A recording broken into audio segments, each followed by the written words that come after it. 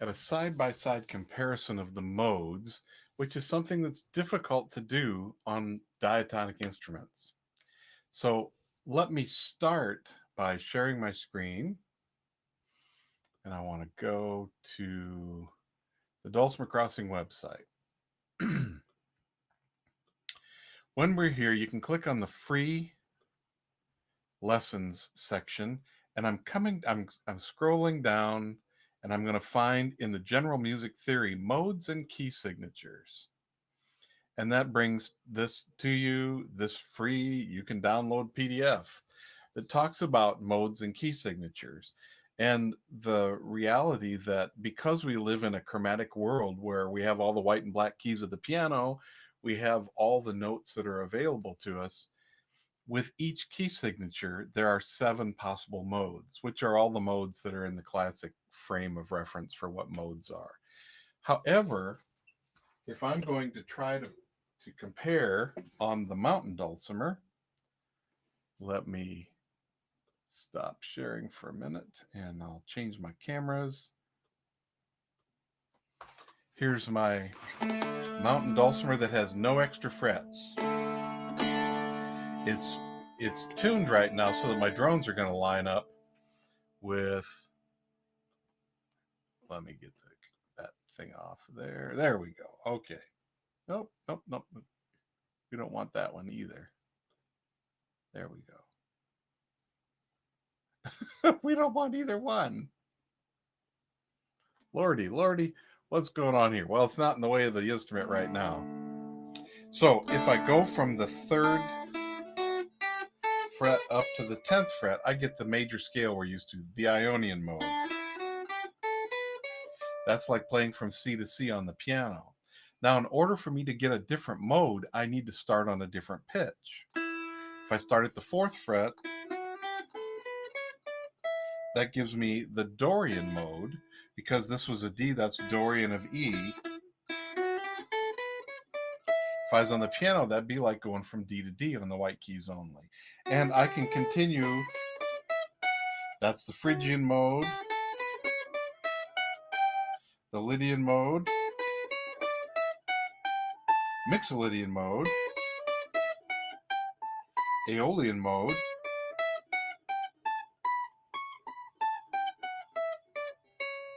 and the Locrian mode.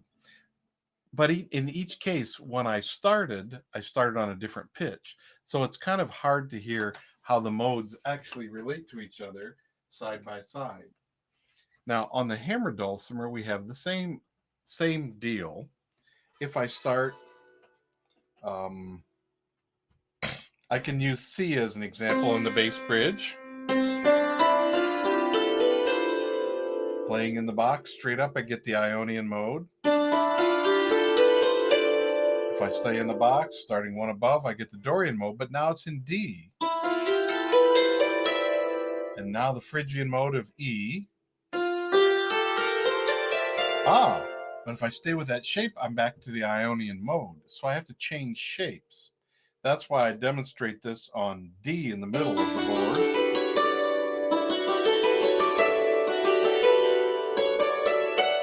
Now for Lydian, I have to play, I have to do a 3 and 5. Then for Mixolydian,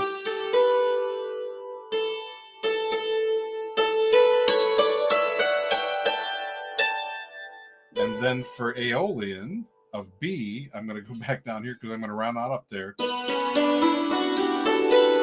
And then for, let's see, that was Aeolian. What's left? Oh, we need Locrian. I need Locrian of, started on D, C sharp. So that's a 5 and 3. There are patterns that I can use, but in each case, I need to start on a new note in order for that to happen. But when I was using the to show here, back to the comparison of all the modes and the key signatures,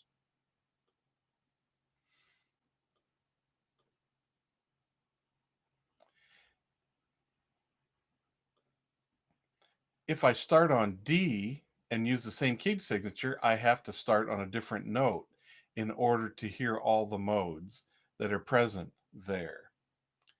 And that's why that's happening that way. But what I want to do is demonstrate a side-by-side comparison of the modes, which can only happen on a chromatic instrument. But it can help us begin to feel what the modes sound like when you listen to them side by side. Now, there are patterns for playing the modes on both the mountain and the hammered dulcimer, but in order to do the side by side comparison, I need to do this way.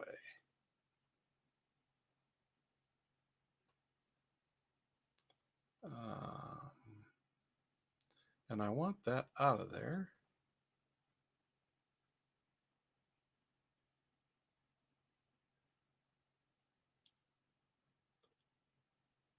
There, that's all we need. Okay.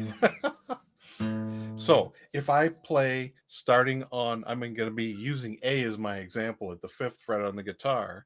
If I play the Lydian, or I start off with the Ionian mode that I'm used to,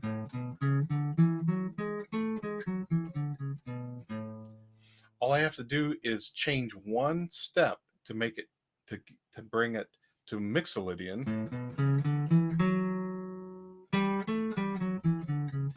And we can hear those right next to each other.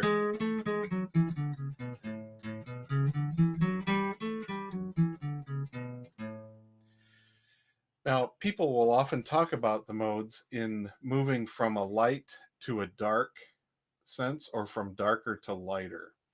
And the side by side, I think, is a good way to show that. Now, good.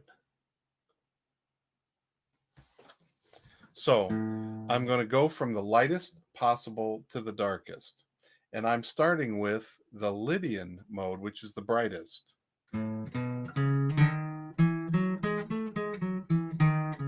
It has a sharp 4. Now the Ionian is the one we compare everything with. Getting one step darker is the Mixolydian with a flatted 7.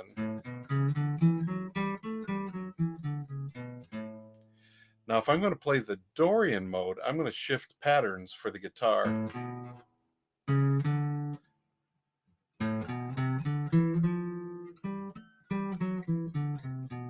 Here it is. Flat 3, regular 6, flat 7.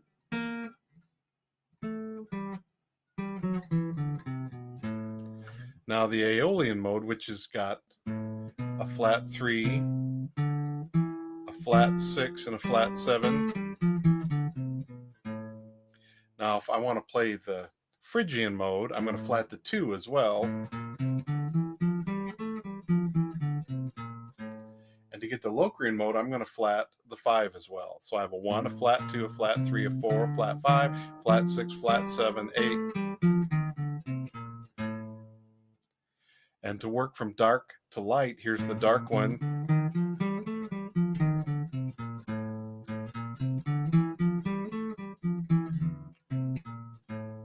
Now Aeolian.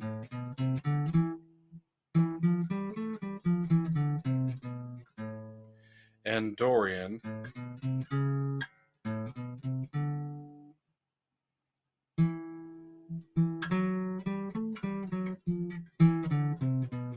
Without changing out of position.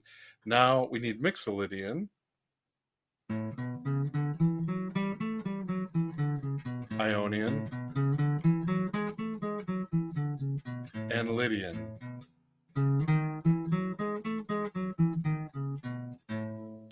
So what this ends up being is how many different, there are 7 steps in the scale, and we're altering them so that we have a different feel with each one.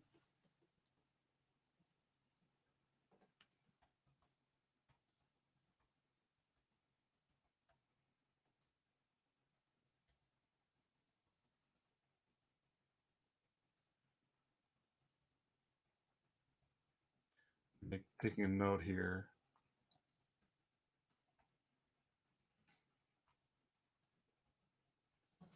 and accidentally inserted something that I didn't want there. So the modal differences are rich.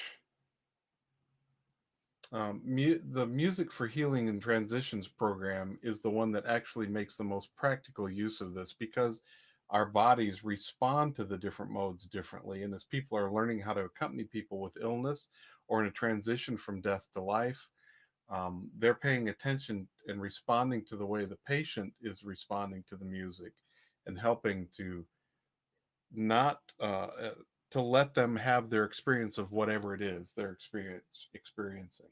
Now, when we come to play the music, we're not necessarily thinking of it from a therapeutic standpoint. We're thinking, does this thing have the notes I need to play the song I need? But in order to understand a little bit deeper what's going on within the harmonic frameworks of the modes, having the side by side comparison, so I can hear not just, okay, when I start here, when I move to the next note, that's what I'm trying to compare right now. Let's go back for just a minute. If you have questions, feel free to chime in and ask the questions. But this was something that really opened up things for me. The fact that if I have a D key signature, it's telling me every time I get to a C, it's going to be sharp. Every time I'm going to get to an F sharp, it's going to be sharp. So that means I don't need any accidentals. I don't need any things to add sharps and flats to make my song work. It's right here. So if I start on a D and play with these sharps where they are, I'm going to get the Ionian or the major scale. If I start on the E, which is the second step of that scale,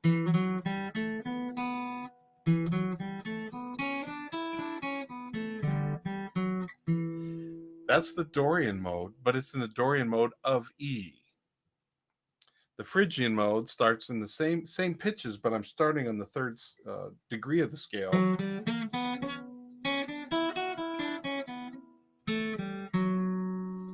And the Lydian mode is starting on G.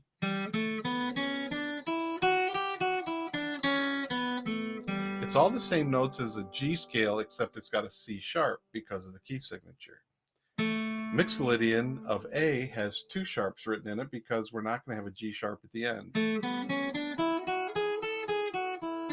I played it Ionian. That's the old Joe Clark mode, by the way, and old Joe Clark key. And now starting on B, I've got the Aeolian scale.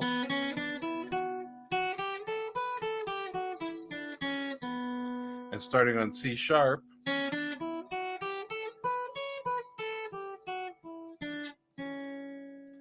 and it doesn't quite feel done because it's starting on that flatted second. It's got that right at the beginning. Okay, just let it soak in. You don't have to. You don't have to get it yet. I'm someone who's got a thick skull, and it took a lot of this for me to, because I wanted to understand it. I wanted to know what was going on.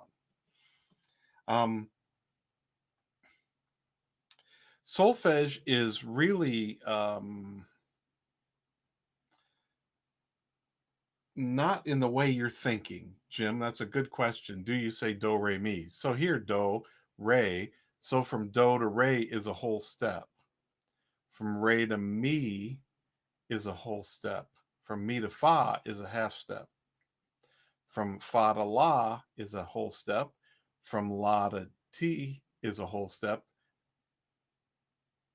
Wait a second, let me do it again. Do to re, re to mi to fa to la, la to sol. So I got them backwards. Do to re, mi to re, do to re to mi to fa to sol. There we go. Sol to la, la to ti, and from ti to do is a half step. So if I'm going to do a different one though, I've got if I'm going to say this, I got do, re, or may, and I'm going to alter to do the solfege in a major way, I've got to alter the vowel that goes with it. Do, re, re, me, mi, fa, fi, sol, si, la. It changes. And I'm not very good on all those.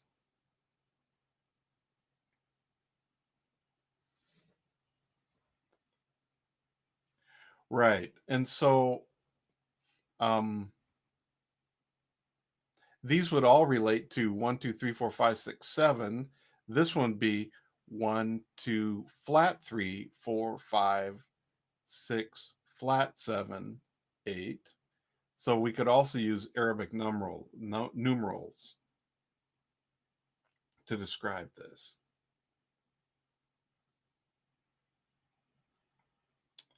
Well, on the mountain dulcimer, let's go back to that for a minute, because in the kind of the theory world, we use Ionian as the one that is kind of our basis.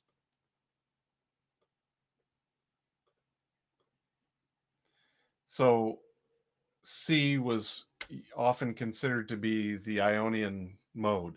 D was considered the Dorian mode. E was considered the Phrygian. F the Lydian. G the Mixolydian. A the Aeolian. B the Locrian. Because when you're using just the white keys of the piano, that's the only options for you. When they added in the black keys, then you could start any one of the modes in any one of the places, but you had to figure out where to skip. And that's what I was doing on the guitar. Which frets do I skip? On a dulcimer, I don't have to skip frets. I just have to play the next one.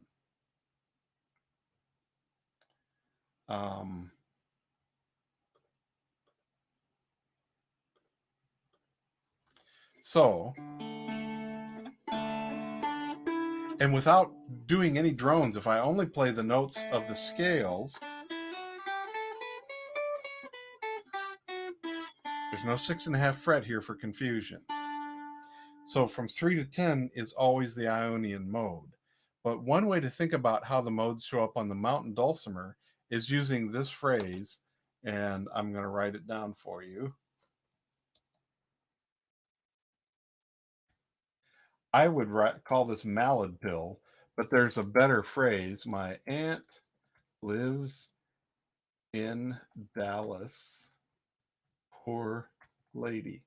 Now, I don't remember where I first heard that, but it cracked me up. Maybe it was from somebody in Fort Worth or Houston. I don't know. But on the mountain dulcimer, if I play from 0 to 7, I get the Mixolydian mode. If I start on, that's M for my aunt.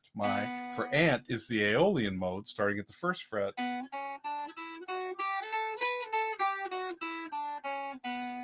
If I start on the second fret, I've got lives,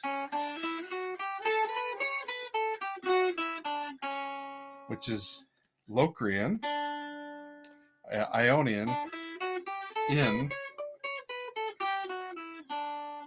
Dallas for Dorian,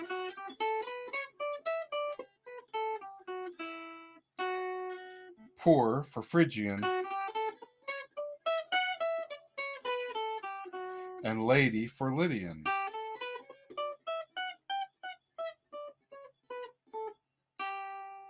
Now, one of the things that can be confusing is if I have two modes that both begin with L, how do I remember which is which? Well, the second letter is alphabetized. Locrian comes before Lydian, because Locrian has an LO and Lydian has an LY. Now, when we do our retuning on the mountain dulcimer, all we're doing is, because those modes are present on each one of the strings predictably all the time. But when I want to play drones that match,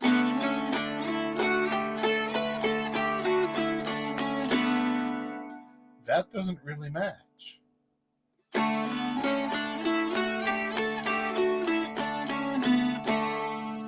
Now that matches, sort of, but not really. Now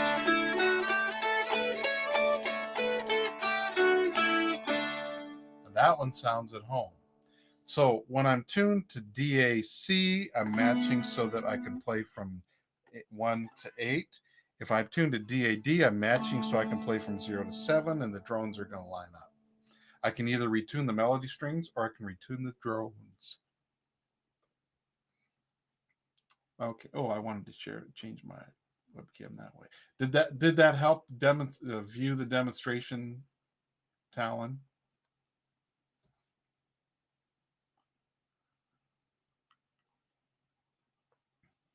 One of the things to remember is that originally mountain dulcimers only had fence staples for frets, and they were not quote cross fretted, which meant when people were describing this in the 40s and 50s, the cross fretted meant the frets go all the way across the instrument. They would have frets just under the melody string or strings, often 2 strings in those days. I have 2 strings here. The others just rang freely. So they were always drones. We didn't have another choice.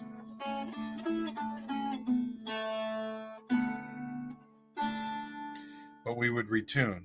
Jean Ritchie is someone who would have her strings laid out in a 4 equidistant pattern, and she'd always have a DAD droning, and she'd change the melody string, the one that was closest to her, to be whatever else she wanted it to be. So it'd be DAD, like a bagpipe kind of droning, and she could be DADA, DADC, DADG, DADD, and she wouldn't play in D necessarily. It had to match her voice, which is part of the old traditional way of figuring out where you're going to tune.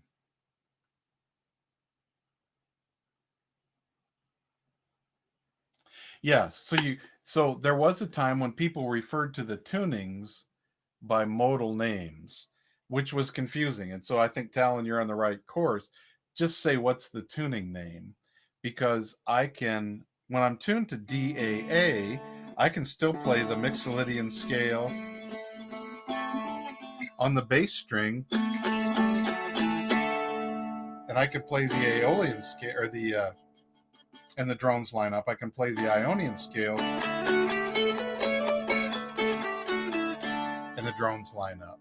In DAC, I can play the Aeolian scale of E. I can play the Aeolian scale of B, but my drones are not necessarily going to line up in that case. But if I'm playing DAC, the drones will line up so that I can play from the first fret with C as my note for that one. So while in the old way of talking about things, people said, well, we're playing this Aeolian, what they were trying to say is it doesn't matter which pitch you use to start, you need to start at the first fret. That's what their shorthand was. And they would tune so that the drones would line up in order for them to play at the first fret. And then if they were singing, they're going to pick a tuning that works for their voice. Now, yesterday, the Manuka Mountain Dulcimer Festival is going on right now, Manuka, Oregon. And my workshops I'm teaching today, and then my concert set is tonight. I think you can find it on YouTube at Manuka Festival, youtube.com/Manuka Festival. Joe Collins and I have our concert sets tonight. That's the promo, I guess. But I did get distracted by my promotion. Sorry about that. Oh, last night. That's where it was. Yes, last night. Aubrey Atwater and Joellen Lapidus were both doing their concert sets. And Aubrey was talking about the fact that she uses 20 different tunings. And in one of them, she retuned her instrument to FFF.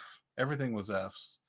And she was playing Joni Mitchell's Case of You, but it fit her voice a lot better because her voice is not high like Joni's was when she was young.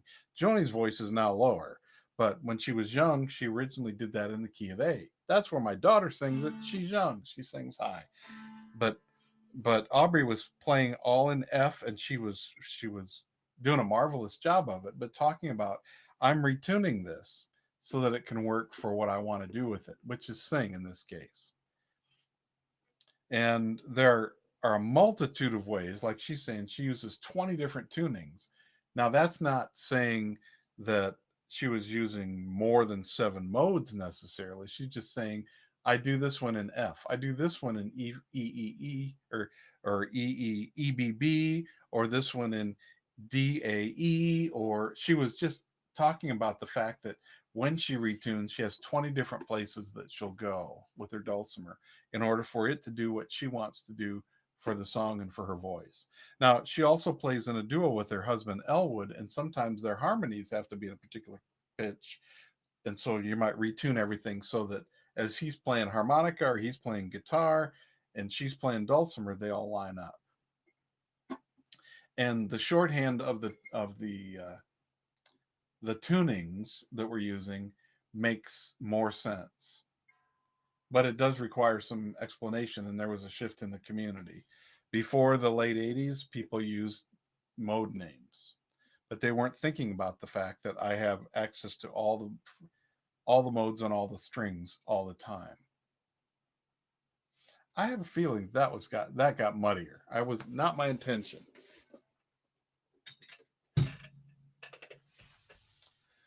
But I hope you can sit with this and puzzle with it a little bit.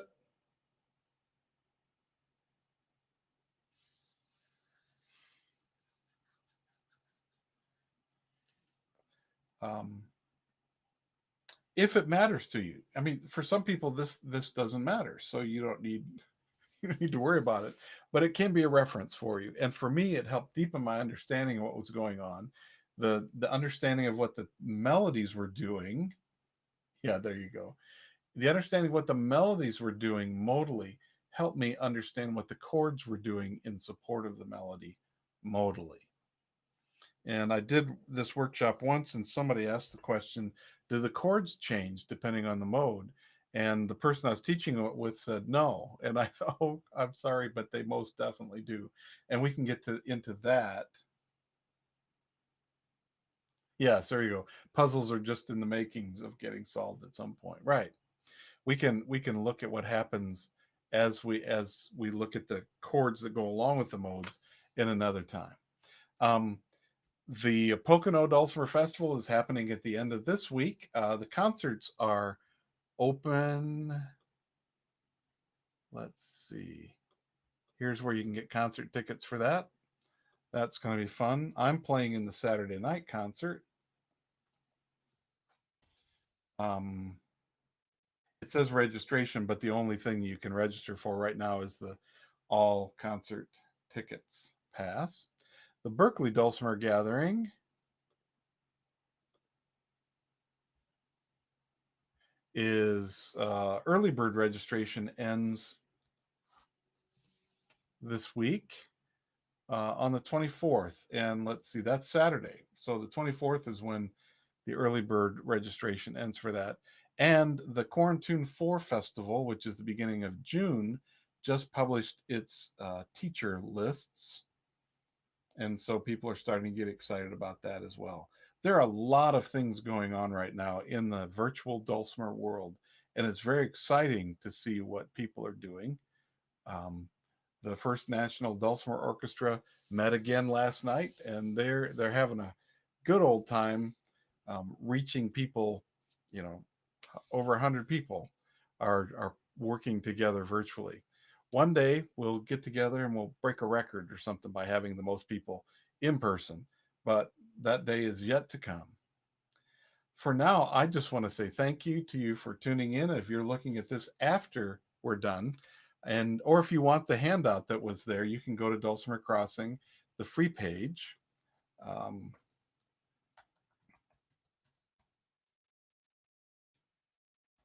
Crossing.com.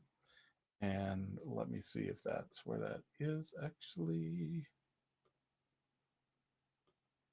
Yeah, you can go to free and you'll just scroll down. There's a lot of resources there.